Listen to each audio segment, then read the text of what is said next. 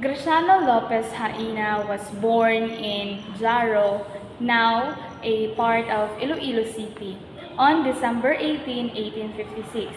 His parents were Placido Lopez and Maria Jacobul Haina. He studied at the seminary of Jaro to become a priest, but later on, he changed his mind to become a physician instead.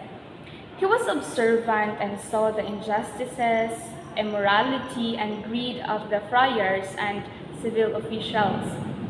He wrote a long story about a certain friar he named Fray Butod, who was greedy, immoral, and cruel.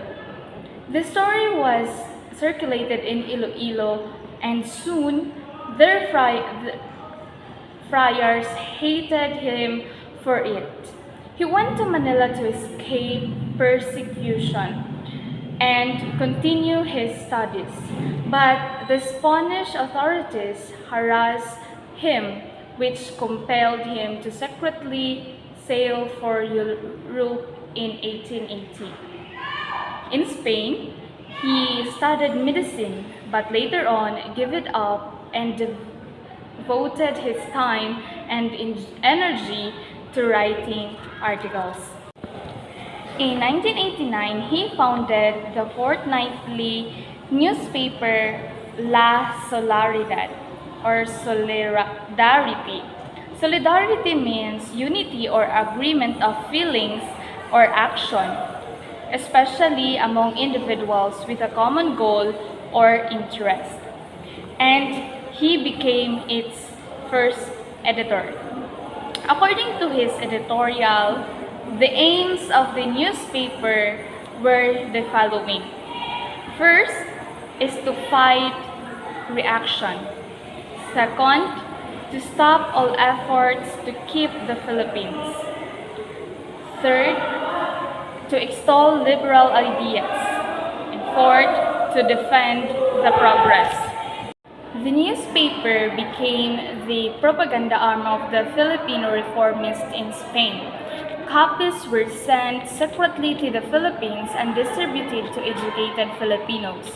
Lopez Haina not only wrote articles favorable to the Filipinos, but he also delivered speeches defending them from the cruel charges of Spanish writers like Pablo Fesed and Wenceslao F. Ritana, who were anti-Filipino. In all his speeches, he praised the Philippines and called it Pearl of the Orient. In one of his speeches, he called the Philippines a piece of the palpitating heart of Spain. He expressed the demands of the Filipino reformists. This demand included the following. First, the representation in Spanish Cortes. Second, the right to vote, freedom of speech, of assembly and of the progress, freedom of commerce, the removal of the friars from the Philippines because they were an obstacle to progress, the education of the people, reform in the jails of the country, and the last is the abolition of the dismos prediales, or the tithes consisting of 1/10 of the produce of the island, the land. Lopez Haina suffered from hunger and illness, and on January 20, 1896, he died in Barcelona, Spain. Jose Rizal. Jose Rizal was the most brilliant of the Filipino during his time. Rizal was born in Calamba, Laguna on June 19, 1861. He studied at the Ateneo Municipal and later at the University of Santo Tomas. He went to Europe to continue his medical studies. He observed early in life how the Spaniards maltreated the Filipinos. He saw too how the Spanish authorities ordered his aging mother to walk from Calamba to the town of Santa Cruz, the capital of the province, because of a false charge made against her by Spanish provincial officials. He saw all the injustices being committed against the Filipinos, and thus his young mind and heart rebelled against them. He swore to work for the freedom of his country. In 1882, he went to Spain with the help of his uncle and his elder brother, Pasiano. He studied medicine and several languages such as French and German. Rizal spent his time wisely. He never gambled. He never spent his money aimlessly. He bought many books which he read and kept. At the age of 26, he wrote his first novel, which called the Noli Me Tangere, or Touch Me Not. In this novel, he exposed the defects of the Spanish administration of the Philippines, the greed and immorality of the friars, and the superstitions of the Filipinos. Next, he wrote his second novel, El Filibusterismo, or The Rebel, which was a sequel of his first novel. In the second novel, Rizal expressed his political ideas and in story form in the lack of response by the Spanish government in Spain to their campaign. He did not want the Philippines to have a revolution. At that time, the Filipinos were not yet prepared so that they would know how to discharge their duties correctly and faithfully. Rizal wrote poems, essays, and many articles, all showing his love of country, his patriotism, his love of parents, his happiness and sorrows. Because of his attacks on the civil and ecclesiastical authorities in the Philippines, they hated him and worked for his arrest. They found a concrete basis and opportunity when he returned to the Philippines and founded La Liga Filipina, a patriotic society which was suspected of uniting and preparing the people for revolution. He was first banished in Dapitan, Zamboanga, and later tried by a military court that sentenced him to be shot to death.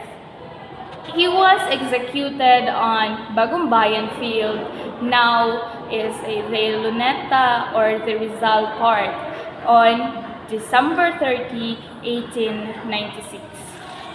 Marcelo H. del Pilar. Marcelo H. del Pilar, whom even his Spanish enemies called him as the greatest journalist produced by the purely Filipino race, was born in the barrio of Upang, Bulacan, Bulacan, on August 30, 1850.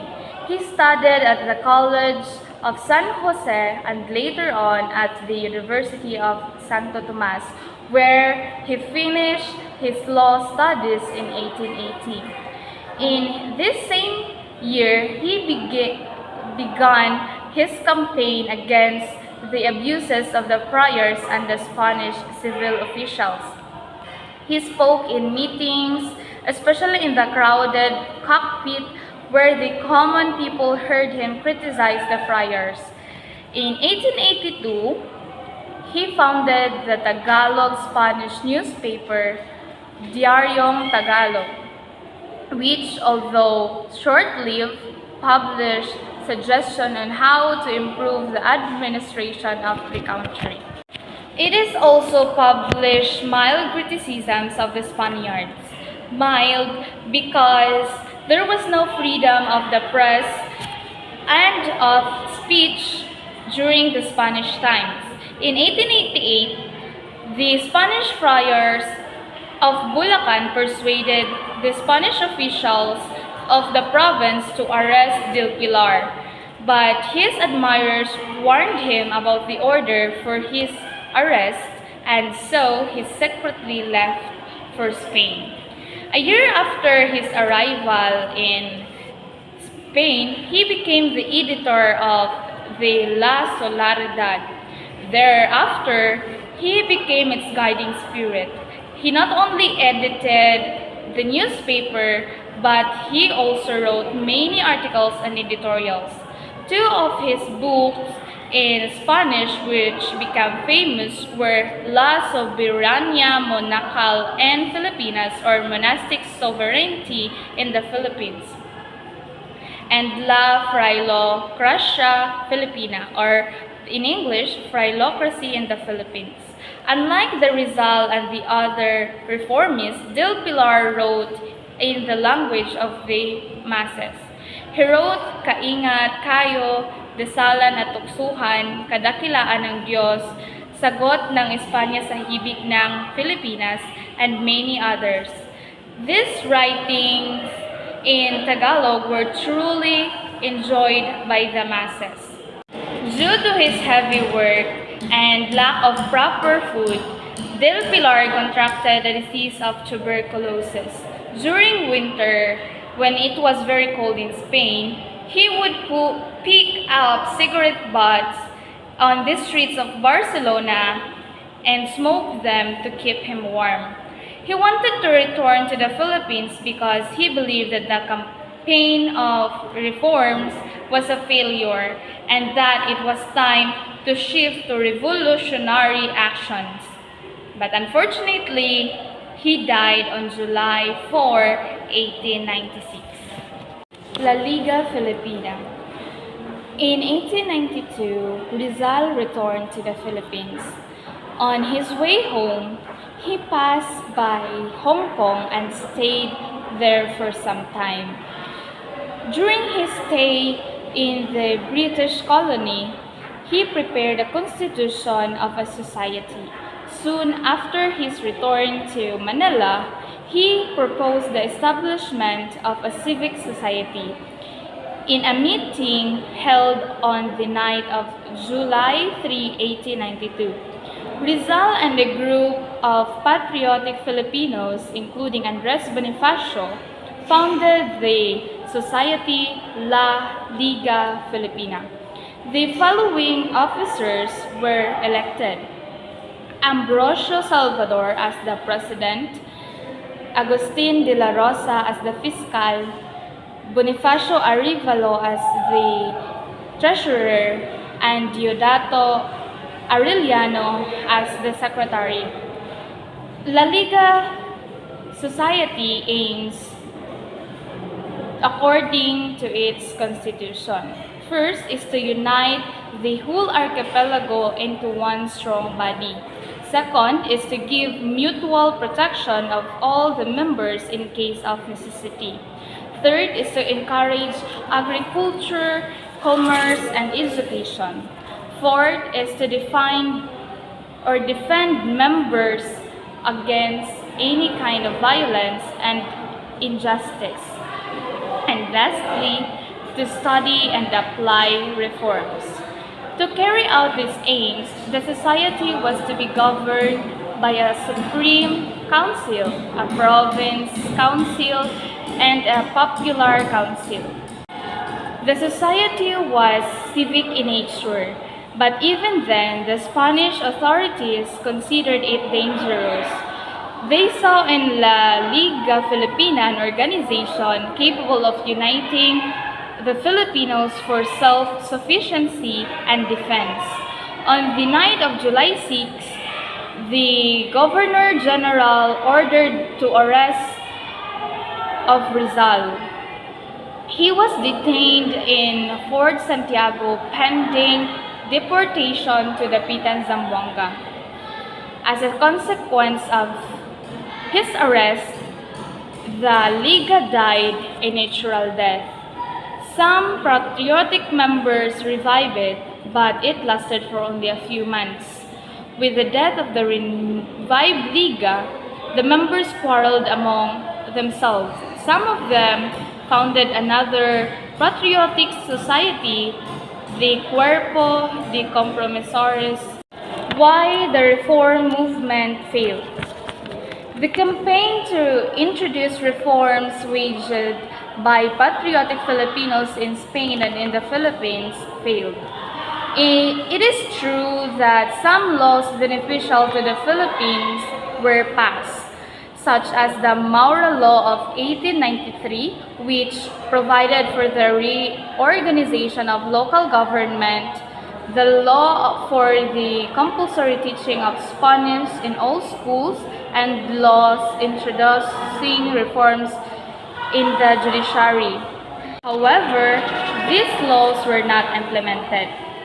They were, therefore, dead laws. Four reasons may be mentioned to explain why the reform movement failed. First is the Spanish high officials in Spain were too busy with their own problems to listen to collective voice of the reformists. Second, the reformists in Spain and in the Philippines did not have the necessary financial means with which to make their campaign effective. Funds were particularly difficult to get because most of the patriotic Filipinos had no money to finance such a big project. Third, the reformists themselves were not united. There were jealousness among them. The unity of the Filipinos in Spain was once endangered by the rivalry for leadership between Rizal and Del Pilar. There were other quarrels which were not good for the cause of the Filipinos. Lastly, the friars in the Philippines had influential friends and supporters in Spain. These supporters opposed the introduction of reform in the Philippines against the rich and powerful friars. The Filipino reformists could not do much to obtain the goals that would make the colony of province of Spain with equal rights as those enjoyed by Spaniards.